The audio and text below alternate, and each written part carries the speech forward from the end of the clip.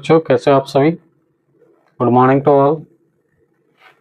सो आज जो हमारा टॉपिक है ह्यूमन डाइजेस्टिव सिस्टम, हमने इसका हाफ जो टॉप पार्ट्स थे हमारे जो एलिमेंट्री कैनाल के, उनको हमने प्रीवियस लेक्चर में डिस्कस किया था। स्टमक तक, वहाँ पे हमने फूड पाइप को डिस्कस किया, स्टमक को डिस्कस किया। आज हम डिस्कस करेंगे उससे नेक्स्ट टॉपिक सेम है, उसी का ही पार्ट है एलिमेंट्री कैनाल का, और ह्यूमन डाइजेस्टिव सिस्टम को ही हम कंटिन्यू करेंगे आज इस लेक्चर में, जो कि हमने लास्ट लेक्चर में इसको स्टार्ट किया था टॉपिक को, ह्यूमन डाइजेस्टिव सिस्टम या we can say the nutrition in human beings. So let's start.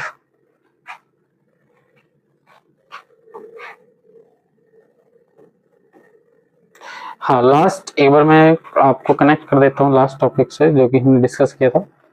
जैसे कि लास्ट लेक्चर में हमने डिस्कस किया था कि जो हमारा स्टमक है उसकी वॉल के अंदर गैस्ट्रिक ग्लैंड प्रेजेंट होती है, और वो क्या रिलीज करती है, they release the hydrochloric acid, pepsin, protein digesting enzymes and mucus. और म्यूकस का हमने फंक्शन किया था कि जो म्यूकस है वो क्या करता है, हमारी जो स्टमक वॉल है उसको प्रोटेक्ट करता है।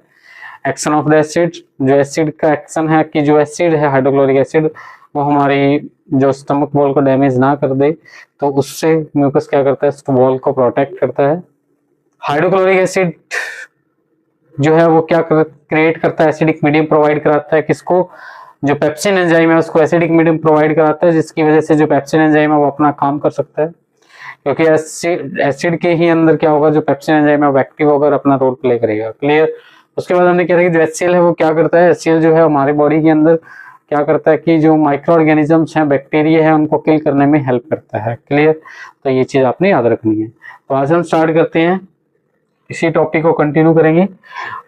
Next, food digestion. Now sphincter muscles which regulate the exit of food in the small amount from the stomach into the small intestine। आप देख सकते हैं यहाँ पे एक स्फिंक्टर है जिसका नाम है pyloric sphincter. What is the name of this sphincter? This is the pyloric sphincter। और ये पाइलोरिक स्फिंक्टर क्या करता है कि कंट्रोल करता है exit of the food from the stomach into the small intestine, कि जो हमारा स्टमक है उसके अंदर से जैसे जैसे जो फूड है वो धीरे धीरे कम थोड़ी थोड़ी अमाउंट्स में क्या करेगा, वहां से एग्जिट करेगा और वो कहाँ पे जाएगा, स्मॉल इंटेस्टाइन में जाएगा। ठीक है। तो पाइलोरिक स्फिंक्टर उसको कंट्रोल करता है कि जो फूड है वो थोड़ी थोड़ी अमाउंट में जाए, कम अमाउंट में जाए। Clear. So the sphincter muscles which regulate the exit of a food in the small amounts from the stomach into the small intestine। The small intestine which is the longest and the highly coiled part of the alimentary canal, जिसको हमने last में lecture में भी discuss किया था कि हमारी जो स्मॉल इंटेस्टाइन है वो लॉन्ग होती है, नैरो होती है और फोल्डेड होती है, कॉइल्ड होती है। We can say it is a coiled होती है। और लेकिन जो हमारी जो लार्ज इंटेस्टाइन है वो क्या होती है, वाइडर होती है और शॉर्ट इन लेंथ होती है। Clear. So now the small intestine which is the longest and the highly coiled part of the alimentary canal. आप देख सकते हैं डायग्राम में, यहाँ पे हमारे स्फिंक्टर है, एसोफेजियल स्फिंक्टर, यहाँ पे हमारा पाइलोरिक स्फिंक्टर है, और जो कि क्या करते हैं, एग्जिट करते हैं फूड को थोड़ी स्मॉल अमाउंट्स में, ताकि स्मॉल अमाउंट्स में स्मॉल इंटेस्टाइन के अंदर जाए फूड। और नेक्स्ट आप देख सकते हैं this is the large intestine, large intestine है, और ये आप जो देख रहे हैं अंदर ये जो फोल्डेड है, ये हमारी क्या है, स्मॉल इंटेस्टाइन है। Clear. So now this is the large intestine जो बाहर की तरफ है, और अंदर जो फोल्डेड है वो कौन सी है, स्मॉल इंटेस्टाइन है, जो कि लॉन्ग होती है, नैरो होती है, 5 to 6 मीटर लॉन्ग होती है इन ह्यूमन बीइंग्स। ठीक है। इसकी जो लेंथ है वो वेरी करती है अदर ऑर्गेनिजम्स के अंदर, तो देख लीजिए इसको। Next, in animals, the length of the small intestine which is differ based on their food they eat, कि जो हमारे एनिमल्स हैं उनके अंदर स्मॉल इंटेस्टाइन की जो लेंथ है वो वेरी करती है, वो डिपेंड करता है कि वो किस टाइप का फूड खाते हैं। ठीक है। Which type of the food they take and it's depend on their, उनका न्यूट्रिशन, मोड ऑफ न्यूट्रिशन वो डिपेंड करता है। ठीक है। और कैसा फूड वो खा रहे हैं, तो उसकी वजह से ही उनकी जो लेंथ है किसकी, स्मॉल इंटेस्टाइन की, वो वेरी करती है। Clear. So now the herbivores need the longer small intestine for the cellulose digestion. तो सेलुलोज के डाइजेशन के लिए, क्योंकि जो सेलुलोज है वो हमारी प्लांट सेल में प्रेजेंट होता है, क्योंकि जो सेल वॉल होती है प्लांट सेल के अंदर वो सेलुलोज ही होती है। Clear.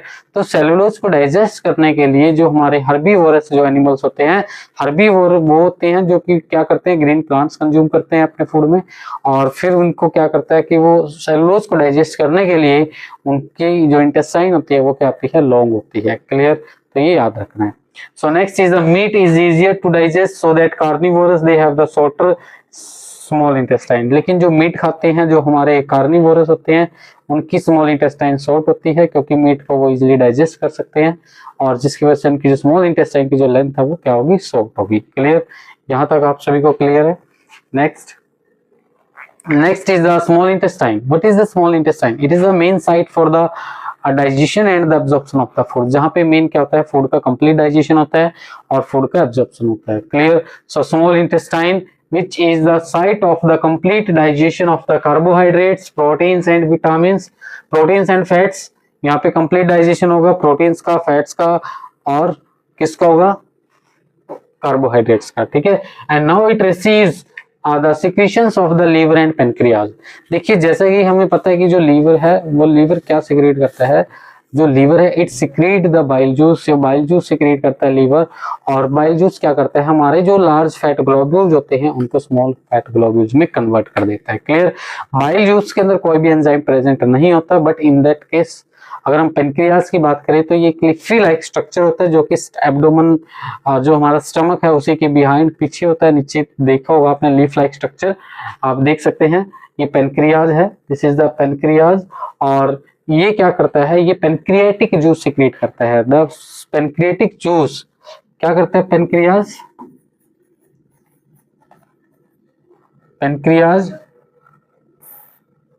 It secrete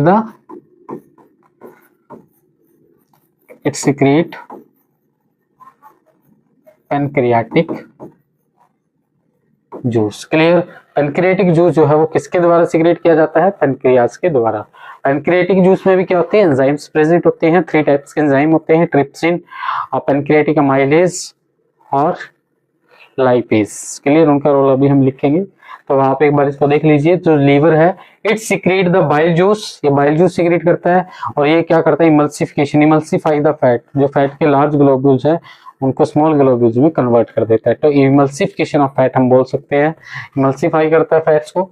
it is the breakdown of the large fat globules into the smaller globules which the help of bile salt.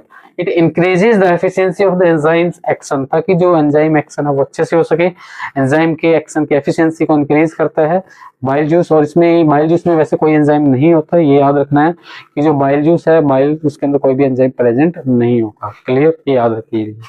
This is the smaller to emulsifying action of the soaps on the dirt, so make the acidic food from the stomach which alkaline. ठीक है। Bile juice क्या करता है कि जब हमारा food stomach को exit करता है तो हमारा जो फूड का नीचे होता है वो एसिडिक होता है, क्योंकि हमारे स्टमक के अंदर हाइड्रोक्लोरिक एसिड रिलीज होता है, सिक्रेशन होता है हाइड्रोक्लोरिक एसिड का, जिसकी वजह से जो फूड है वो एसिडिक हो जाता है। तो उसको अल्केलाइन में कन्वर्ट करने के लिए वो कौन करता है, उसको अल्केलाइन मीडियम में कन्वर्ट, वो हमारा जो बाइल जूस होता है, जो कि सिक्रेटेड होता है बाय द लीवर, लीवर के थ्रू सिक्रेट होता है, सिक्रेशन होता है इसका, और जिसकी वजह से हमारा जो फूड है वो अल्कलाइन हो जाता है। और अल्कलाइन क्यों करना है, क्योंकि हमारे कुछ एंजाइम्स ऐसे हैं जो अल्कलाइन मीडियम में काम करते हैं, तो उनके एक्शन के लिए भी क्या होता है कि हमारे फूड का जो मीडियम है वो कैसा हो जाना चाहिए, अल्कलाइन मीडियम होना चाहिए। Clear. So next slide, the pancreas, so you can see this is the pancreas, and this pancreas which secrete the pancreatic juice। क्या secrete करता है pancreas? It secrete the pancreatic juice, and this pancreatic juice which contain the enzymes। कौन से enzyme? This is the name of the enzyme, trypsin। Clear. Trypsin क्या करता है, protein को digest, protein का डाइजेशन। ठीक है। और to digest the proteins, lipase second enzyme which digest the emulsified fats, जो क्या करता है, डाइजेस्ट करता है इमल्सिफाइड फैट्स को। ठीक है। तो ट्रिप्सिन क्या करता है, आपको क्या करना है कि जो हमारी प्रोटीन्स हैं, प्रोटीन का डाइजेशन कराएगा कौन, ट्रिप्सिन एंजाइम। ठीक है। और किसमें चेंज हो जाएगी हमारी प्रोटीन, अमाइनो एसिड्स में, ठीक है। These are the monomeric units of the proteins, clear. फिर हमारा जो नेक्स्ट एंजाइम है, दिस इज द लाइपेज, और लाइपेज क्या करता है, लिपिड्स को डाइजेशन करवाता है, किसका, फैट्स का या लिपिड्स का, ठीक है। लाइपेज, यहाँ पे आप लाइपेज लिख देंगे, और ये किस में चेंज हो जाएगा, हमारा जो लाइपेज है वो लिपिड्स को किस में करेगा, फैटी एसिड एंड ग्लिसरॉल में, clear. Fatty acid plus glycerol, ठीक है, फैटी एसिड प्लस ग्लिसरॉल। सो ये डाइजेस्ट करते हैं एमल्सिफाइड फैट्स को। The glands in the walls of the small intestine they secret the intestinal juice and which contain the enzymes, ठीक है। हमारी जो ग्लैंड्स होती है, कहाँ पे ग्लैंड्स होती है, in the walls of small intestine, and these glands secret the intestinal juice which contain the enzymes and which they finally convert. और वो एंजाइम्स क्या करते हैं, प्रोटीन्स को कन्वर्ट कर देते हैं अमीनो एसिड्स के अंदर, कॉम्प्लेक्स कार्बोहाइड्रेट्स को करते हैं सिंपल शुगर में, this is the simple sugar, ये सिंपल शुगर है ग्लूकोज, और ये हमारे जो फैट्स है उनको कन्वर्ट कर देता है फैटी एसिड एंड ग्लिसरॉल में। आप ऐसे भी लिख सकते हैं कि प्रोटीन्स को कौन कन्वर्ट करता है, ट्रिप्सिन अमीनो एसिड्स के अंदर, और ये जो हमारा लिपिड्स को कौन कन्वर्ट करता है, लाइपेज डाइजेस्ट करता है, इसको फैटी एसिड एंड ग्लिसरॉल में कन्वर्ट कर देता है। So the digested food is taken up by the wall of the intestine. और फिर जो डाइजेस्टेड फूड है, क्योंकि हमारा कंप्लीट जो डाइजेशन है फूड का वो कहाँ पे होता है, स्मॉल इंटेस्टाइन में होता है। पार्शियली डाइजेशन फूड का स्टार्ट हो जाता है माउथ से, और फिर ये जो डाइजेस्टेड फूड है वो कहाँ पे यूज हो जाता है, it is taken up by the wall of the small intestine, clear. यहाँ तक सभी को। नेक्स्ट चलते हैं।